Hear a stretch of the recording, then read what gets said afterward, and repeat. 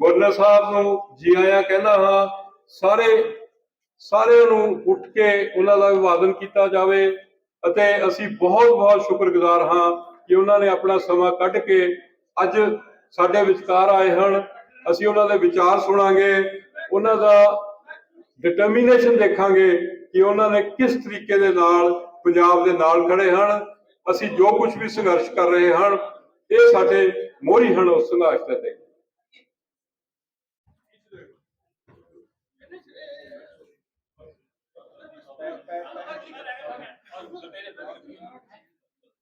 जिन्ना इन्हां दे मन च दर्द है, अपनी सारी लीडरशिप भावें वो पोलिटिकल है भावें एग्रीकल्चर है, उहदे च घट्टो घट्ट मैनू इहो जिहा बंदा बेलौस बेगर्ज गवर्नर रहा होवे ते हिमाचल चिट दे के ना मिल सकते हो ते ये सानू अपना परिवार समझते। तो आज वी आर फीलिंग लकी कि आज वो समा आ गया है सर 2 साल के बाद कि आप हमारे बीच हैं और हमें दशा भी देंगे और दिशा भी देंगे। जब हम आपको सर मिलने गए थे दिल्ली में, गुरबीर संधू जी एज यूजुअल हम सबसे ही बेटर शूटर हैं सर, ये ओलंपियन है तो हम तो कहा भी नहीं मार सकते। तो इनकी हिम्मत से आप हमारे बीच में हैं। तो इतनी मुश्किलें हैं, तब आपने फरमाया था कि मैं किसानों को कोशिश कर रहा हूं कि ये इकट्ठे हो जाएं। तो आज के दिन में सर अगर तो पंजाब की मुश्किलें देखें तो हर एक आदमी को मुश्किलें पता है, मेरे से ज्यादा पता है कि जो इन मुश्किलों को अपने तन मन पे हंडा रहे हैं सर, इनको तो सर्टनली हमारे जो हम अब जनाब बने बैठे हैं इधर, उनसे ये बेहतर जानते हैं। मगर डायग्नोज किसी के पास नहीं सर। और डायग्नोज में जब हम सिंगू बॉर्डर की फतेह के लिए गए थे सर, हम 32 थे जथेबंदी, वापसी तक 65 हो गई। अब वो रात को सूती है सर, जिसको कहते हैं उनका जनन होता है, और वो 100 के करीब होगी। और आगे जो उसको आप डीप स्टेट कहो, आप उसको पावर कहो, उसको सरकार कहो, वो उनका जो दिन रात का जो मॉनिटरिंग चल रही है, जो उनकी कोशिश चल रही है, तो ये बहुत मेरे हिसाब से, बाकी तो विद्वान आए हैं, प्यारेलाल गर्ग हैं, डॉक्टर गिल हैं, तो ये सारे बताएंगे सर उन इश्यूज पे कि आप कृपया हमें और कुछ दें ना दें। एक तो यूनिटी की बात करें और कोई हल बताएं सर, और दूसरा जो है यूनिटी के बाद हालत ये है सर, बाकी मसले छोड़ो, पानी का छोड़ो, ड्रग का छोड़ो, कौन सी अलामत कहें जो कश्मीर इशू से कम है। आप तो वहां के गवर्नर रहे थे, हर इशू हमारा कश्मीर इशू बना हुआ है। तो उसमें मैं लेटेस्ट ये बात कहूँगा कि हम लेने गए थे सर सिंगू बॉर्डर पे एमएसपी, वापस लेके आए एक लारा, पंजाबी के वर्ड है सर, या आप कह लो कि उसको हम उनका एक आश्वासन लेके आए। तो यहाँ पर जब वापस आए तो हमें एमएसपी तो मिली नहीं सर, डिवीजन और डिसयूनिटी मिल गई। तो मैं इन शब्दों के साथ आपका फिर से बहुत बहुत सम्मानपूर्वक धन्यवाद करता हूं कि आप हमारे बीच में हैं। ਇਹ ਜਿਹੜੀ ਕੌਮ ਹੈ ਸਿੱਖਾਂ ਦੀ ਤੇ ਕਿਸਾਨੀ ਜਿਸ ਤੋਂ ਜ਼ਿਆਦਾ ਆਉਂਦੀ ਹੈ ਤੇ ਪੰਜਾਬੀਆਂ ਦੀ ਕੌਮ ਨੂੰ ਹਲਕੇ 'ਚ ਨਹੀਂ ਲੈਣਾ। ਐਡਾ ਕਹਿਣਾ ਉਹਨਾਂ ਦੀ ਪਾਰਟੀ ਦੇ ਵਿੱਚ ਰਹਿੰਦੇ ਹੋਏ ਇਸ ਤੋਂ ਵੱਧ ਨਿਡਰਤਾ ਦਾ ਕੀ ਸਬੂਤ ਹੋ ਸਕਦਾ ਤੇ ਤੁਹਾਡੇ ਨਾਲ ਇਸ ਤੋਂ ਵੱਧ ਹਮਦਰਦੀ ਦਾ ਕੀ ਸਬੂਤ ਹੋ ਸਕਦਾ, ਜਿਨ੍ਹਾਂ ਨੇ ਹਰ ਸਟੇਜ ਤੇ ਕਿਸਾਨੀ ਦੀ ਪ੍ਰੋੜਤਾ ਕੀਤੀ ਹੈ। तो मेरा ਇਹਨਾਂ ਲਈ ਨਤਮਸਤਕ ਹੈ ਤੇ ਆਪਾਂ ਸਾਰੇ ਜਾਣੇ ਜਿਨ੍ਹਾਂ 'ਚ ਸਰਦਾਰ ਗੁਰਬੀਰ ਸਿੰਘ ਸੰਧੂ 올림픽ੀਅਨ ਡੀਜੀਪੀ ਜੀਐਸ ਪਦੇਰ, ਸਰਦਾਰ ਜੀਕੇ ਸਿੰਘ ਸਿੱਧੂ ਸਾਹਿਬ ਰਤਰਾ ਜੀ, ਪ੍ਰਕੇਸ਼ ਜੀ, ਕੇਵੀਐਸ ਸਿੱਧੂ ਸਾਹਿਬ, ਤੁਹਾਨੂੰ ਪਤਾ ਨਹੀਂ ਲੱਗਿਆ ਪਰਸੋਂ ਤੁਹਾਡੇ ਤੇ ਇੱਕ ਛੁਪਿਆ ਵਾਰ ਹੋਇਆ। ਤੁਸੀਂ ਯਾਦ ਕਰੋਗੇ ਕਿ ਕੀ ਸਰਕਾਰਾਂ ਤੁਹਾਡੇ ਨਾਲ ਤੁਹਾਡੇ ਜੀਵਨ ਦੇ ਨਾਲ ਸੰਬੰਧਿਤ ਤਿੰਨ ਚੀਜ਼ਾਂ ਚੋਂ ਇੱਕ ਨੂੰ ਗਾਇਬ ਕਰਨ ਦੇ ਚੱਕਰ 'ਚ। ਜੀਵਨ ਦਾ ਆਹਾਰ ਹੈ ਖਾਣਾ, ਪਾਣੀ ਤੇ ਹਵਾ। ਪਰਸੋਂ ਪੰਜਾਬ ਲਈ ਕਾਲਾ ਦਿਨ ਸੀ, ਜਿਸ ਦਿਨ ਪੰਜਾਬ ਸਰਕਾਰ ਨੇ ਇੰਡਸਟਰੀਲਿਸਟਾਂ ਦੇ ਦਬਾਅ ਥੱਲੇ ਆ ਕੇ ਪੋਲੀਟੀਕਲ ਫੰਡਿੰਗ ਵਾਸਤੇ ਪੰਜਾਬ ਦੇ ਇੰਡਸਟਰੀਲਿਸਟ ਨੂੰ ਇਜਾਜ਼ਤ ਦੇ ਦਿੱਤੀ ਹੈ ਕਿ ਉਹ ਹਰ ਤਰ੍ਹਾਂ ਦਾ ਪਾਣੀ, ਚਾਹੇ ਉਹ ਦਰਿਆ ਦਾ ਹੈ, ਚਾਹੇ ਉਹ ਨਹਿਰ ਦਾ ਹੈ, ਚਾਹੇ ਉਹ ਡਰੇਨ ਦਾ ਹੈ, ਚਾਹੇ ਧਰਤੀ ਹੇਠਲਾ ਪਾਣੀ ਹੈ, ਉਹ ਦੂਸ਼ਿਤ ਕਰ ਸਕਦਾ, ਉਹਨੂੰ ਜੇਲ੍ਹ ਨਹੀਂ ਹੋਵੇਗੀ। ਸੋਚੋ ਤੁਹਾਡੇ ਨਾਲ ਹੋਣ ਕੀ ਜਾ ਰਿਹਾ। ਗਰਗ ਸਾਹਿਬ ਨੇ ਤਾਂ ਸਿਰਫ ਪੀਵੀਸੀ ਦੀ ਗੱਲ ਕੀਤੀ ਹੈ, ਇੱਕ ਜਿਹੜਾ ਇਸ ਚੋਂ ਨਿਕਲਦਾ ਬੋਤਲ ਚੋਂ ਕੈਮੀਕਲ, ਉਹ ਇਜਾਜ਼ਤ ਦੇ ਰਹੇ ਆ ਬਈ ਭਾਈ ਤੈਨੂੰ ਸਿਰਫ 15 ਲੱਖ ਫਾਈਨ ਹੋਊਗਾ। 15 ਲੱਖ ਰੁਪਏ 'ਚ ਤੁਹਾਡਾ ਭਵਿੱਖ ਵੇਚ ਦਿੱਤਾ ਗਿਆ ਇਸ਼ਾਰਿਆਂ ਤੇ। ਸੈਂਟਰ ਸਰਕਾਰ, ਤੁਹਾਨੂੰ ਪਤਾ ਵੀ ਸਭ ਨੂੰ ਵੀ ਪਾਣੀ ਸਟੇਟ ਸਬਜੈਕਟ ਹੈ। ਸੋਚੋ ਪਾਣੀ ਤੇ ਸਿਰਫ ਤੁਹਾਡਾ ਹੱਕ ਹੈ ਸਟੇਟ ਦਾ, ਲੇਕਿਨ ਜਿਹੜੀ ਇਨਵਾਇਰਨਮੈਂਟ ਮਿਨਿਸਟਰੀ ਨੇ ਇੱਕ ਲਾਅ ਲਿਆਂਦਾ ਹੈ, ਰੂਲ ਲਿਆਂਦਾ ਹੈ ਕਿ ਇਹਨੂੰ ਦੂਸ਼ਿਤ ਕਰਨ ਜਾਂ ਨਾ ਦੂਸ਼ਿਤ ਜਿਹੜਾ ਕਰਨ ਦਾ ਜਿਹੜਾ ਲਾਅ ਹੈ ਉਹ ਸੈਂਟਰ ਸਰਕਾਰ ਨੇ ਬਣਾਇਆ। ਤੁਹਾਡੇ ਸਾਫ਼ ਪਾਣੀ ਨੂੰ ਖਰਾਬ ਕਰਨ ਲਈ ਜਿਹੜਾ ਪਹਿਲੋਂ ਜੇਲ੍ਹ ਹੁੰਦੀ ਸੀ, 5 ਸਾਲ ਤੱਕ 7 ਸਾਲ ਤੱਕ ਜੇਲ੍ਹ ਹੁੰਦੀ ਸੀ, ਤੇ ਕਹਿੰਦੇ ਆ ਵੀ ਜੱਟ ਜੁਰਮਾਨੇ ਤੋਂ ਡਰਦਾ ਤੇ ਬਾਣੀਆ ਜੇਲ੍ਹ ਤੋਂ ਡਰਦਾ। ਹੈ ਹੀ ਹੈ ਨਾ ਜੀ। ਜੇ ਜੱਟ ਜੁਰਮਾਨਾ ਨਾ ਦੇ ਸਕਿਆ ਉਹ ਜੇਲ੍ਹ ਜਾਣ ਤੋਂ ਨਹੀਂ ਡਰਦਾ, ਕਹਿੰਦਾ ਰੋਟੀਆਂ ਇੱਥੇ ਵੀ ਖਾਣੀਆਂ ਉੱਥੇ ਖਾ ਲਈ। ਤੇ ਬਾਣੀਆ ਕਹਿੰਦਾ ਮੇਰੀ ਦੁਕਾਨ ਨਾ ਬੰਦ ਹੋ ਜਾਏ, ਉਹ ਕਹਿੰਦਾ ਇੰਡਸਟਰੀ ਬੰਦ ਨਹੀਂ ਹੋਣ ਦਿਆਂਗੇ, ਤੁਸੀਂ ਸਾਨੂੰ ਫੰਡਿੰਗ ਜਾਰੀ ਰੱਖੋ, ਪਾਣੀ ਰੱਜ ਕੇ ਖਰਾਬ ਕਰੋ। मैं खड़ा नहीं हो पा रहा हूँ।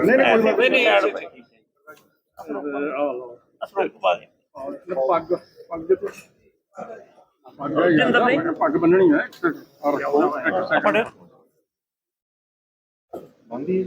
संता महापुरुषों ਨੂੰ ਬੁਲਾ ਮਾੜਾ ਜਿਹਾ ਹੱਥ ਲਾਉਣ। ਦੁਨੀਆ ਭਰ ਦੇ ਵਿੱਚ ਮੱਲਾ ਮਾਰੀਆਂ ਨੇ ਦਸਤਾਰ ਦੀ ਅਦਬ ਸਤਕਾਰ ਦੀ ਬੋਲੀ ਬੋਲ ਕੇ ਜੀ, ਮਤਲਬ ਦਸਤਾਰ ਨੂੰ ਆਪਣੇ ਸਿਰ ਤੇ ਸਜਾਉਣ ਲੱਗੇ ਹੋ। ਇਹ ਕਲਗੀਧਰ ਪਾਤਸ਼ਾਹ ਦੀ ਇੰਨੀ ਤਾਰੀਫ ਕੀਤੀ ਤੁਸੀਂ ਬਰੋਬਰ ਇਹ ਤੁਹਾਡੇ ਤੇ ਕਿਰਪਾ ਹੋਈ ਆ ਕੋਈ ਸ਼ਹਿਨਸ਼ਾਹ ਦੀ। ਮਤਲਬ ਹਾਂ ਦਾ ਨਾਰਾ ਮਾਰਨ ਵਾਲੇ ਨੂੰ ਸੰਸਾਰ ਦੇ ਅੰਦਰ ਇਤਿਹਾਸ ਦੇ ਸੁਨਹਿਰੀ ਪੰਨਿਆਂ 'ਚ ਲਿਖਿਆ ਜਾਂਦਾ ਜੀ। ਤੇ ਤੁਹਾਡੀ ਮਤਲਬ ਇੰਨੀ ਸੋਚ ਕੀ ਤੇ ਸੋਚ ਦੇ ਨਾਲ ਸੁੱਚ ਹੋਣਾ, ਇਹ ਬਹੁਤ ਵੱਡੀਆਂ ਗੱਲਾਂ ਨੇ। ਦਸਤਾਰ ਦੀ ਅਦਬ ਸਤਕਾਰ ਦੀ ਬੋਲੀ ਬੋਲ ਕੇ ਜੀ, ਮਤਲਬ ਦਸਤਾਰ ਨੂੰ ਆਪਣੇ ਸਿਰ ਤੇ ਸਜਾਉਣ ਲੱਗੇ ਹੋ। ਇਹ ਕਲਗੀਧਰ ਪਾਤਸ਼ਾਹ ਦੀ ਇੰਨੀ ਤਾਰੀਫ ਕੀਤੀ ਤੁਸੀਂ ਬਰੋਬਰ ਇਹ ਤੁਹਾਡੇ ਤੇ ਕਿਰਪਾ ਹੋਈ ਆ ਕੋਈ ਸਹਿਨਸ਼ਾਹ ਦੀ। ਮਤਲਬ ਹਾਂ ਦਾ ਨਾਰਾ ਮਾਰਨ ਵਾਲੇ ਨੂੰ ਸੰਸਾਰ ਦੇ ਅੰਦਰ ਇਤਿਹਾਸ ਦੇ ਸੁਨਹਿਰੀ ਪੰਨਿਆਂ 'ਚ ਲਿਖਿਆ ਜਾਂਦਾ ਜੀ। ਤੇ ਤੁਹਾਡੀ ਮਤਲਬ ਇੰਨੀ ਸੋਚ ਕੀ ਤੇ ਸੋਚ ਦੇ ਨਾਲ ਸੁੱਚ ਹੋਣਾ ਇਹ ਬਹੁਤ ਵੱਡੀਆਂ ਗੱਲਾਂ ਨੇ ਜੀ। ਕਿਉਂਕਿ ਸੋਚ ਤਾਂ ਸਰਕਾਰਾਂ ਦੀ ਵੀ ਬਹੁਤ ਆ ਜੀ, ਪਰ ਉਹਨਾਂ ਦਾ ਜਿਹੜਾ ਬੈਲਾ ਫਾਈਟ ਟੈਂਸ਼ਨ ਉਹ ਪੰਜਾਬ ਦਾ ਬੇੜਾ ਕਰ ਖਾਦਾ ਖਿਤਾਬ ਵਧਾਉਣਾ ਜਿਹਨੇ ਹਾਦਾ ਨਾਰਾ ਮਾਰਿਆ। ਬਿਲਕੁਲ ਇਹ ਸਾਡੇ ਪੰਜਾਬ ਦੇ ਹਾਂਜੀ ਹਾਂਜੀ ਨਵਾਬ ਨੇ ਜੀ, ਨਵਾਬ ਮੇਰੇ ਕੋਲ ਵਾਲਾ ਨੇ ਦੀ ਕਿਰਪਾ ਹੋਈ ਹੈ ਜੀ ਬਹੁਤ ਵੱਡੀ ਤੁਹਾਡੇ ਤੇ। ਹਾਲਾ ਸਤਵੀਰ ਨਾ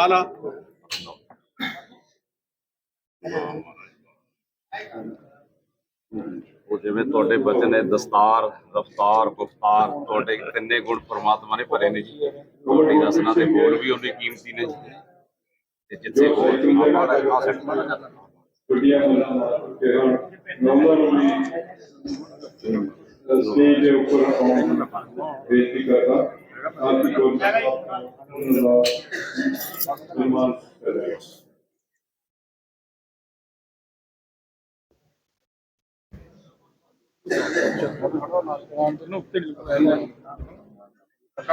ਮੋਤੀ ਵਾਲਾ ਪਿੰਡ ਖੜੂਏ ਕੇ ਜੀ ਨੂੰ ਬਾਬਾ ਜੀ ਕੀ ਕਹਿਣਾ ਚਾਹੋਗੇ ਜੀ ਦਸਤਾਰ ਸਜਾਈ ਜੀ। ਵਾਹਿਗੁਰੂ ਜੀ ਕਾ Khalsa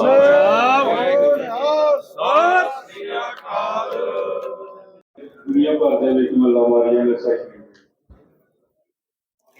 sir I am an artist और टूरिज्म का काम भी करता हूँ मैं। इधर गैरी फार्म्स के सेल्फ स्टेनिंग फार्म बनाया है जी, जो आपकी ये बात है उसी पे।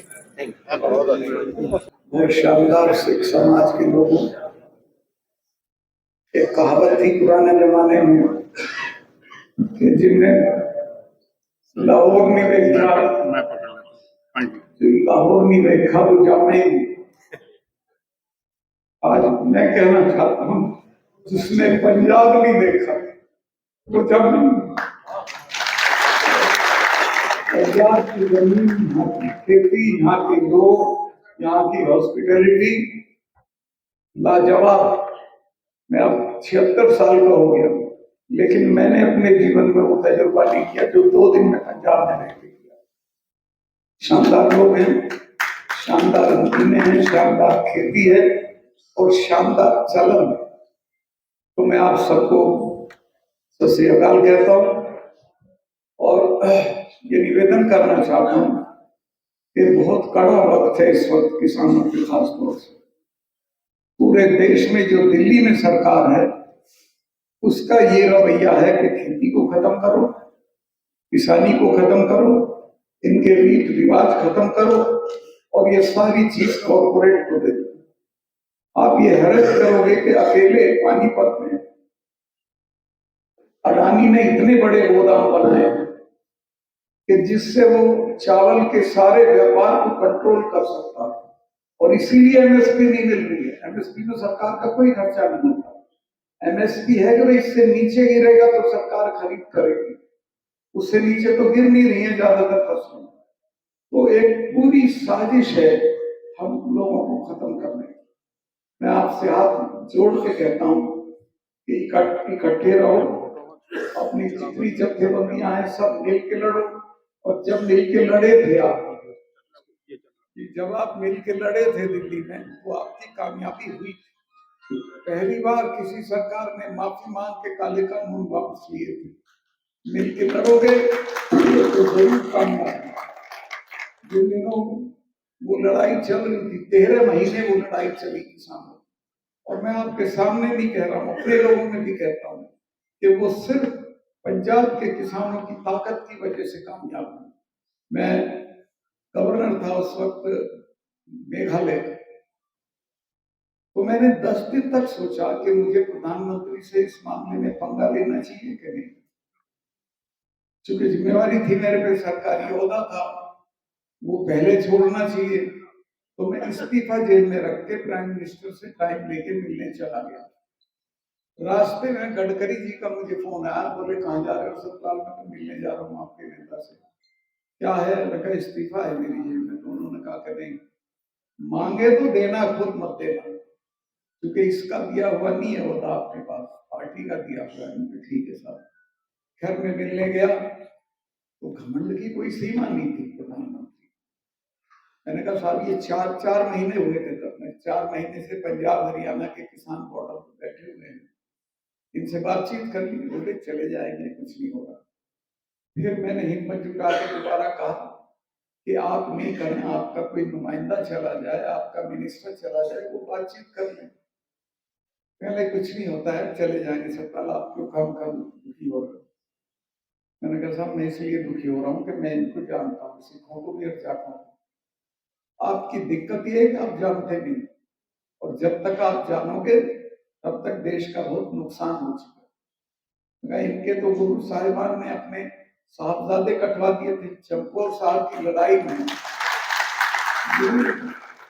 महाराज को ये पता था कि जो 5 आदमी जा रहे हैं ये वापस नहीं आएंगे, उन्हीं में अपने 2 बेटे भेज दिए थे और जो वापस नहीं आए थे। तो मैं कही ये बोल हो गए, इनसे लड़ा नहीं जाता, इनसे बातचीत करके सेटलमेंट किया जाता। तो और मकाई हमारे जट जो है ये आधे सिख ही हैं, सिर्फ सिखों की सब बातें मानते हैं सिवाय भी केश और पगड़ी के अलावा। ये तो 6 महीने लाल किले पे चढ़े रहते थे। तो इन कौमों से लड़िए मत, इनसे बातचीत करिए।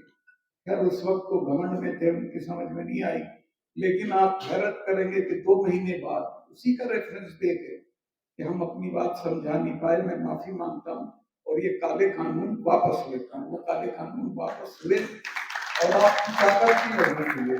और मुझे ये बात कहने में कोई शर्मिंदगी नहीं है कि ना पश्चिम यूपी ना हरियाणा, उस आंदोलन में सारा जोर पंजाब का था। पंजाब की ताकत पे हम लोग लड़ाई जीते, ऐसी विलक्षण लड़ाई जिसमें 13 महीने तक कोई लड़ाई चलती रही और एक चिड़िया को कंकड़ नहीं मारा किसी ने, और वो कामयाब हो गई। वो बात मानी गई, प्रधानमंत्री ने माफी मांगी। तो मैं कहना चाहता हूँ कि आगे भी लड़ाई तो अभी भी है, लड़ाइयाँ आएंगी, इकट्ठा रहोगे तो आप जीतोगे, फिर आपको कोई रोक नहीं सकता है जीतने से। मैं जब पंजाब में JNK में गवर्नर था तो वहां असेंबली नहीं थी, तो चीफ मिनिस्टर भी मैं ही था, गवर्नर भी मैं ही था। तो वहां एक मुझे गडकरी जी का फोन आया एक सुबह, सतपाल भाई क्या कर रहे हो? मैं कुछ नहीं, खाली बताओ। कहने मेरे पास अमरिंदर बैठे हैं और ये कह रहे हैं कि हमारा कश्मीर के साथ पानी का समझौता नहीं हो पाता है और रावी का सारा पानी पाकिस्तान को चला जाता है। कोई अगर समझौता हो जाए, बंटवारा हो जाए तो कुछ हम ले लें, कश्मीर ले लें। तो शाहपुर कंडी एक जगह है जम्मू में, तो वो मैंने कहा साहब भेज दो इनके मिनिस्टर को। उनका मिनिस्टर तीसरे दिन आया और मैंने आधे घंटे में वो समझौता करा दिया। शाहपुर कंडी एग्रीमेंट इसका नाम है, तो जिसमें इतना पानी जम्मू कश्मीर को जाएगा और इतना पंजाब को, बल्कि कुछ उसमें हरियाणा को भी जाना। हरियाणा की नहरें नहीं बनी थी तो उनको नहीं मिला, पर पंजाब को पानी मिल रहा है। तो कुल मिला के पानी की लड़ाई हो या फसल के दाम की लड़ाई हो, लड़ेंगे तो पाएंगे, नहीं लड़ेंगे तो कुछ नहीं पाएंगे। क्योंकि कोई आपकी दोस्त सरकार दिल्ली में नहीं बैठी है, जब तक आपकी अपनी सरकार नहीं बनेगी कुछ नहीं मिलेगा। एक चीज और मैं आपसे निवेदन करता हूं कि ये जो दिल्ली में लोग हैं इनको कोई मोहब्बत नहीं है सिक्की से, कोई मोहब्बत नहीं है खेती से, कोई मोहब्बत नहीं है गुरुद्वारों से। ये इन्हें तो पता भी नहीं क्या होते हैं गुरुद्वारे, क्या होती है सिक्की।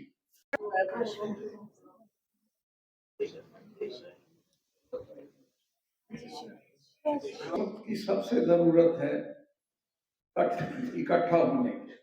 पंजाब में भी इतनी जथेबंदियां हैं लेकिन इकट्ठा नहीं है, कोई कुछ कह रहा है, कोई कुछ कह रहा है, और इसलिए उसका असर नहीं होता।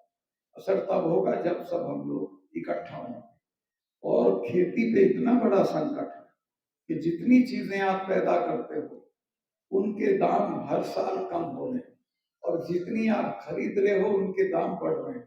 नतीजतन किसान की खरीदने की ताकत कम हो रही, हर साल कम हो रही, और हम उसकी तरफ से बेफिक्र है।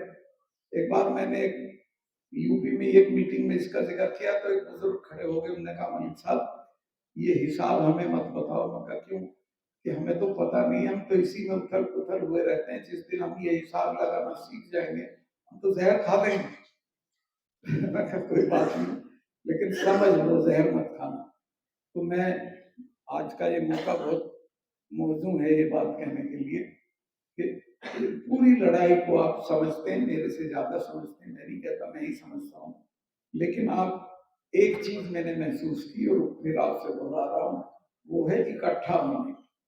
सारी जत्थेबंदियों को आप प्रेशर करो कि आप इकट्ठा हो, अलग अलग है, कोई जा रहा है किसी की भूख हड़ताल में, कोई नहीं जा रहा है, उसका कोई असर नहीं होता दिल्ली पे। दिल्ली पे असर होता है जब आप इकट्ठा होते हो और इकट्ठा रहोगे तो कामयाब हो। तो इन सब चीजों को बारीकी से देखना है और अपने सवालों पे लड़ना है। पानी का आपको गर्ग साहब ने बताया, एक सारा पानी जहरीला हो रहा है जैसलमेर हमारे यहाँ तक, हम परवाही नहीं कर रहे उसकी। किसी पानी में कुछ है, किसी में कुछ है, किसी में कैंसर है, किसी में और बीमारियां हैं। तो पानी का भी ख्याल रखो और पेट से ज्यादा पगड़ी का ख्याल रखो। दस्तार है तो सब कुछ।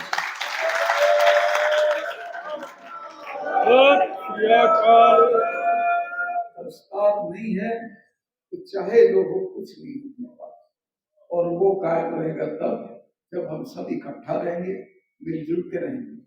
मैं तो पश्चिमी उत्तर प्रदेश के सब जाटों को कहता हूँ, मगर भाई तुम्हें दिक्कत यही है ना कि दाढ़ी और पगड़ी नहीं है, यहाँ वो नहीं है, बाकी तो हम सीखिए। मैं कहता चलो एक बार 200 बस भरो और जाके मत्था टेको। ठीक उसमें अमृतसर साहब में तो तैयार हुए काफी लोग चलने के लिए, मैं लेके आऊंगा एक बार, आपको भी कहूंगा हाँ आए सब। मैं कहा जितने अच्छे रिवाज है सिखों के, शादी आप ये पंडित जी से पतला दिखवाते हो, वो एक ही तारीख में 50-50 शादियां बता देता। कुछ मत करो, संडे में करो जैसे सिखों में। दोपहर का खाना करो, शादी खत्म, कोई दहेज नहीं, कोई पंगा नहीं। तो उस तरफ अब हमारे लोग जा रहे हैं और मुझे लगता है कि मुझे लगता है कि उनकी समझ में आ गया है और हमारी नजदीकी आने वाले दिनों में आपसे बहुत बढ़ने वाली है। अभी एक साजिश हुई है दिल्ली के लेवल पर कि बॉर्डर का जो ट्रेड है वो वाघा बॉर्डर से ना करके कांडला पोर्ट से किया जाए। कांडला गुजरात में।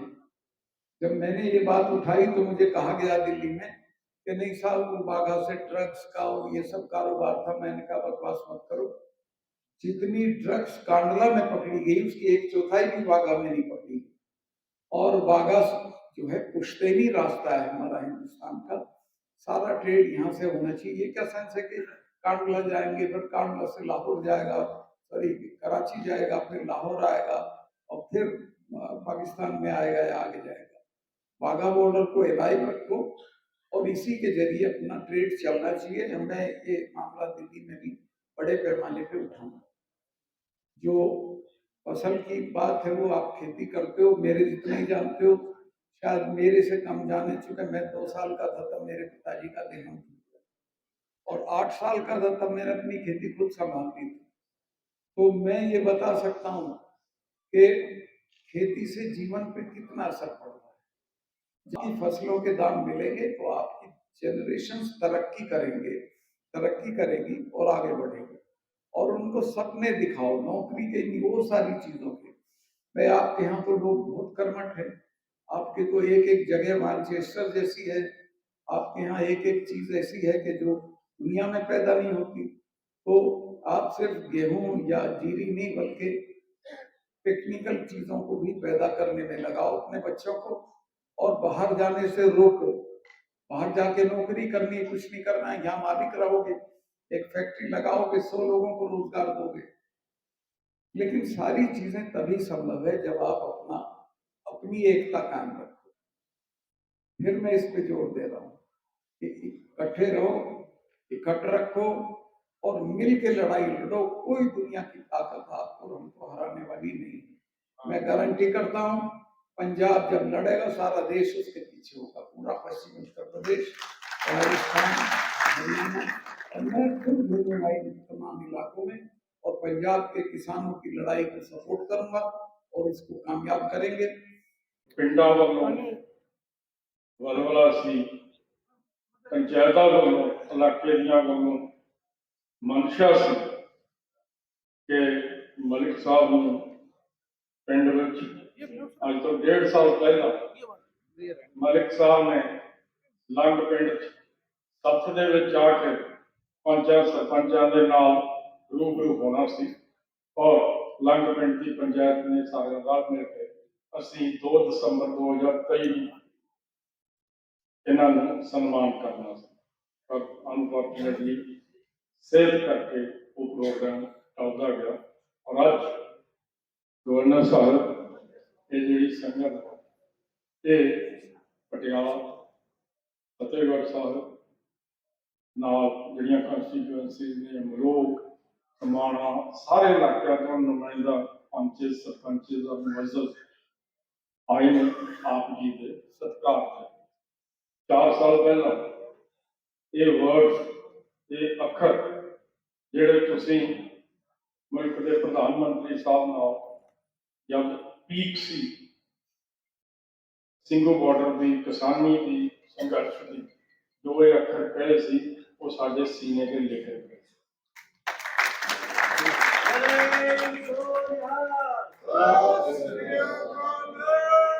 ਮੌਕੇ ਦੇ ਸਰਕਾਰ ਦੇ, ਮੌਕੇ ਦੇ ਪ੍ਰਧਾਨ ਮੰਤਰੀ ਦੇ ਖਿਲਾਫ ਤੁਸੀਂ ਜਿਹੜੀ ਆਵਾਜ਼ ਨਾਲ ਕਿਹਾ, ਉਸ ਕਿਸਮ ਦੀ ਆਵਾਜ਼ ਨਾਲ ਨਵਾਬ ਸ਼ੇਰ ਮੁਹੰਮਦ ਖਾਨ ਨੇ ਕਿਹਾ ਸੀ, ਸੂਬਾ ਮੇਰਾ ਭਾਈ ਇਹਨਾਂ ਦੇ ਪਿਤਾ ਨਾਲ ਲੜ ਕੇ ਜੰਗ 'ਚ ਸ਼ਹੀਦ ਹੋਇਆ, ਜਦੋਂ ਗੁਰੂ ਗੋਬਿੰਦ ਸਿੰਘ ਨਾਲ ਸਾਹਮਣੇ ਲੜਾਈ ਹੋਊਗੀ ਮੈਂ ਲੜੂੰਗਾ, ਪਰ ਆਹ ਸਾਹਿਬਜ਼ਾਦਿਆਂ ਨੇ ਬੱਚਿਆਂ ਨਾਲ ਸਾਡੀ ਕੋਈ ਜਿੱਤ ਨਹੀਂ। ਇਹਨਾਂ ਉਸ ਇੱਕ ਆਵਾਜ਼ ਜਿਹਨੂੰ ਅਸੀਂ ਅੱਜ ਆਹ ਦਾ ਨਾਰਾ ਮੰਨਦੇ ਹਾਂ, ਉਸ ਆਵਾਜ਼ ਦੀ ਬਦੌਲਤ 200 ਸਾਲ ਬਾਅਦ, 250 ਸਾਲ ਬਾਅਦ 1947 ਚ ਨਾਲ ਲੱਗਦੀਆਂ ਬਰੂਹਾਂ ਦੇ ਉੱਤੇ ਮਲੇਰਕੋਟਲਾ ਰਿਆਸਤ ਸੀ, ਸਭ ਜਗ੍ਹਾ ਕਤਲੋਗਾਰਤ ਹੋਈ, ਟ੍ਰੇਨਾਂ ਉੱਧਰ ਵੀ ਆਈਆਂ, ਟ੍ਰੇਨਾਂ ਉੱਧਰ ਵੀ ਭਰ ਕੇ ਗਈਆਂ, ਪਰ ਅਸੀਂ ਇਹ ਮਲੇਰਕੋਟਲਾ ਨਾਭਾ ਰਿਆਸਤੀ ਹੋਣ ਕਰਕੇ, ਮਲੇਰਕੋਟਲਾ ਰਿਆਸਤ ਨਾਲ ਹੱਥ ਲੱਗਣ ਕਰਕੇ ਸਾਡੇ ਬਜ਼ੁਰਗਾਂ ਤੋਂ ਸੁਣਦੇ ਆਇਆ, ਕਰਦੇ ਰਹੇ, ਦੇਖਿਆ ਕਿ ਜੋ ਕੋਈ ਮਹਾਰਾਣੇ ਦੇ ਕੋਲ ਨੇ ਜਾਂ ਅੰਮ੍ਰਿਤਸਰ ਤੋਂ ਐਂਟਰ ਕਰੀ ਜਾਂਦੇ, ਜਿਹੜਾ ਕੋਈ ਮਲੇਰਕੋਟਲੇ ਦੀ ਰਿਆਸਤ ਦੀ ਟੂਰ ਚ ਅੰਦਰ ਐਂਟਰ ਕਰ ਗਿਆ, ਉਹ ਮਹਿਫੂਜ਼ ਸੀ, ਉਹਨੂੰ ਕਿਸੇ ਨੇ ਅੱਜ ਤੱਕ ਨਹੀਂ ਛੇੜਿਆ।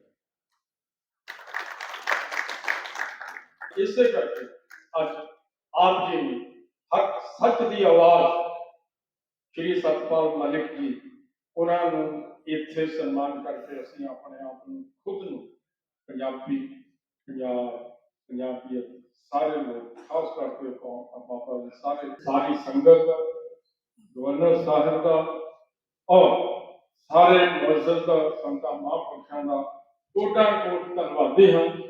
आज पंजाब में आए हो, कैसा लगा पंजाब में आकर? मैंने बता दिया, किसी ने पंजाब नहीं देखा उसने वो जान नहीं लिया। बहुत अच्छा लग रहा है, यहाँ के लोग, यहाँ की हॉस्पिटैलिटी, यहाँ का खाना, यहाँ की हर चीज, यहाँ तक के खेत में लगी हुई फसल, सब चीज बहुत सुंदर है। सर, आपको काफी देखा गया पुलवामा अटैक के ऊपर भी आपने मोदी जी के बारे में काफी कुछ इंटरव्यूज वगैरह भी दिए हैं, और कैसे देखते हैं किसानों का मसला काफी समय से चल रहा है, उसके बारे में? देखो, किसानों की जो लड़ाई है वो तो जब तक किसान रहेंगे लड़ाई रहेगी, लेकिन ये कामयाब तब होती है जब ये इकट्ठा होते हैं। जो पिछला आंदोलन था उसमें 13 महीने तक वो चला, एक चिड़िया पे भी पत्थर नहीं फेंका गया और अल्टीमेटली वो कामयाब हुआ। सरकार को माफी मांगनी पड़ी, काले कानून वापस लेने पड़े। अब भी अगर इकट्ठा होकर लड़ेंगे तो मैं आपको एश्योर करता हूं कि पंजाब के किसान लड़ेंगे तो राजस्थान, हरियाणा और वेस्टर्न यूपी के किसानों की मैं गारंटी करता हूं कि उनको पंजाब के किसानों के पीछे खड़ा कर देंगे।